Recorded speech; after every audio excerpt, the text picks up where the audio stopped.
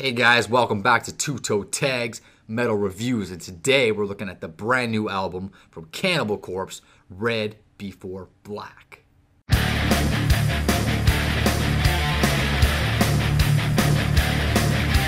Alright guys, so this is going to be our first impressions of this brand new album. We're just going to tell you guys right now that neither of us are really huge Cannibal Corpse fans at all. We do listen to Cannibal Corpse a bit here and there, but I mean, they've never really been the type of band that's impressed me that much. I know they're pioneers, they're monsters in the genre of death metal, and they're iconic in that genre, and they really hold a lot of ground in the genre. A lot of respect to them for that. But as musicians, you know, their albums, their songs, there's nothing about them that really grabbed me. But I still, like I said, respect them as a band. I'm looking forward to listening to this album, and I feel like over the last 2 or 3 albums, they've kind of started turning over a new leaf on their sound.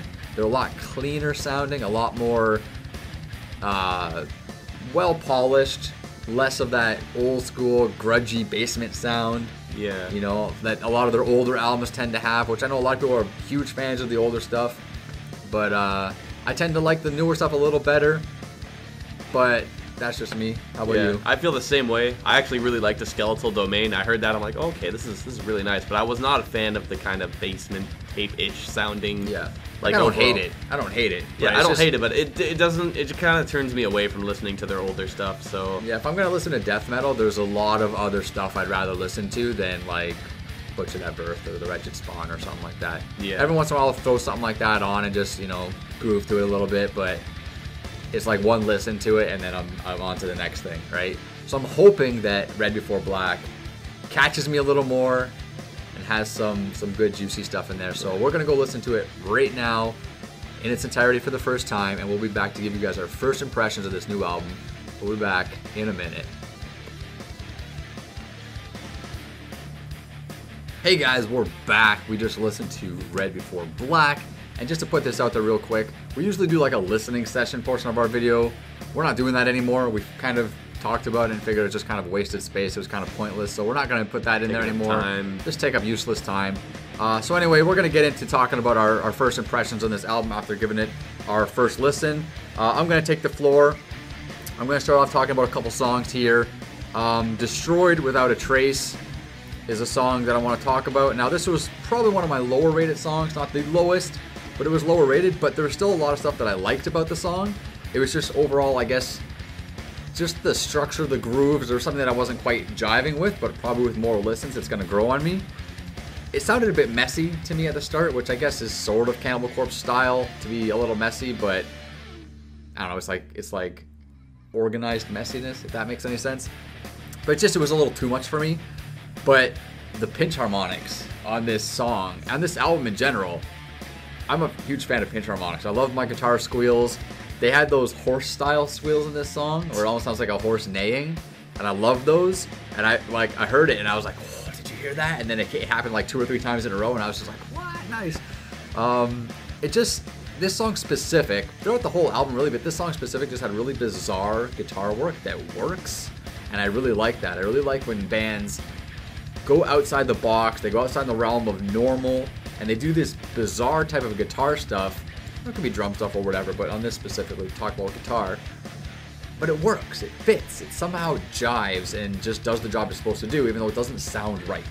And that's what I found with this song specifically, but there's this kind of a consistent theme throughout the album with that, and I guess that's also a consistent theme with Cannibal Corpse. I felt like this album was pretty much in line with Cannibal Corpse's basic style. Moving on to another song, my highest rated song was Scavenger Consuming Death. This is a badass song. The song starts off with this, I'm pretty sure it's the bass line or really low tune guitar. Yeah, it's bass line intro, and it rides out, and then it just kind of blends into the main groove of the song. It's dope. Fucking loved it. And then probably towards the middle of the song, there's another bass part. It's like this bass lick. I don't want to call it a solo, but it's this little mini bass part that again rides right into the groove, the next groove of the song, and it's just freaking awesome. Yeah, I same for me. My highest rated song was also Scavenger Consuming Death. This song was fucking sick. I love the bass, as you were talking about. one thing that struck me was the main groove. That normally in death metal, you'll have 4/4, a blast beat going. These guys went, their main groove was a bar of 7, then a bar of 9. And I'm like, oh, that's completely different from what I expected. Like, they made it work. It sounds really good. Very good on Cannibal Corpse for that. And that really stood out to me. Beyond any track on this album, the fact that it did that, and halfway through, a nasty groove came out. Holy shit. Probably the best groove on the whole album, I would say. I'd agree with that for now. Off a first listen. Yeah, off our first, the first impression. Like, there's a lot of cool riff work on this album, but that one, to me, was the best. There's a notch above. It was, exactly. I'm going to talk about the last track also, called Hideous Ichor. Now, when an album ends, it really should end not exactly on a high note. It doesn't have to be like a super duper, very powerful ending in the sense that it feels righteous, but it has to leave a good impression on the listener. Something memorable. Something memorable. Something, whether it's righteous or whether it's depressing, whatever it makes you feel, it really has to stand out to you. Hideous Ichor really wasn't doing that for me. Yeah. I wrote that after hearing the whole album, after hearing everything before this song wasn't really, jumping at me as much as anything else was doing.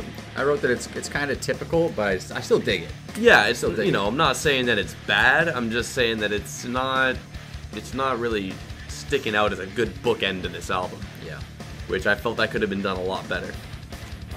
Anything else you'd like to say?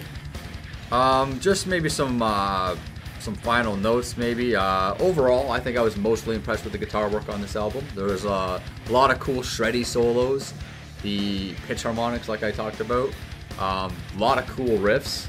That was a constant theme I was writing in my notes. This song has a cool riff, this song has a cool riff, really digging the riffs. Bass lines, again, really cool. Blast beats I felt were a little excessive, that's to be expected. I mean, there's nothing wrong with blast beats, I love my blast beats, but I felt like they were just in my face a little too much, which it's not a bad thing, but change it up a little bit maybe, be a little more creative. Corpse Grinder still sounds brutal. He sounds great as far as his vocals go. And the band in general, I would say they sound a little, I don't want to say sloppy, but they're just not a very tight band to begin with. That's part of their style though, they're not tight. So there's certain parts you're listening to it and like, it almost sounds like the drums come in a little bit off time, or it sounds like the guitar riff is a little bit off time with the rhythm and the leads and stuff like that, but that's their style. That's how they are. They've never really been a super tight band. So I think, you got to give them a little bit of forgiveness for that because that's just how they are. But it is something I noticed, and I'm not saying it's a bad thing, but if you're the kind of person that really likes tight music that's perfectly in sync and on time properly and stuff like that, this might bug you. It might bug you a little bit. I'm kind of impartial to it, so it doesn't really matter to me. But other than that, I did enjoy this listen. I'm looking forward to listening to it more. I feel like, the more I can pick out the individuality of certain songs and certain parts start growing on me and I start noticing different things in more songs, I think this album will really grow on me. Yeah, I share a lot of the opinions you have, actually. I am excited to listen to more of this album. You did say a lot of the blast beats were getting to you, starting to stale you out. I felt there were a lot of small spices in this album, like what I mentioned in Scavenger Consuming Death. Just to make sure, Scavenger Consuming Death, a little odd bit right there. I felt there was enough spices in this album to really still make it pop for me. But I totally feel what you're saying with blast beats got a little bit repetitive, but I felt there was just enough to make it still fresh to me throughout the entire listen. Yeah. The guitar work I thought was really, really good. And I felt there wasn't brutal. There was no guitar solo that I sat through and said, eh. Yeah. Everything kept me enjoyed. Yeah. Like, everything was enjoyable. They're fast, intense, they're shreddy, they're what you would expect from Cannibal Corpse, really. Yeah. Exactly, and like you, I am really into exploring this album. I'm looking forward to listening to this one over and over for an entire week, and then we'll come back with our review, our final review of Red Before Black by Cannibal Corpse. I'm excited. I'm excited for this one. Yep. But that's it, guys. Remember to like, comment, favorite, and subscribe for more. I'm TV Fish. I'm Vile Self. Be sure to leave your thoughts below as well. And yeah, if you're brand new to the channel, make sure you hit that subscribe button. And we'll see you guys next week with our final review. Until then, later.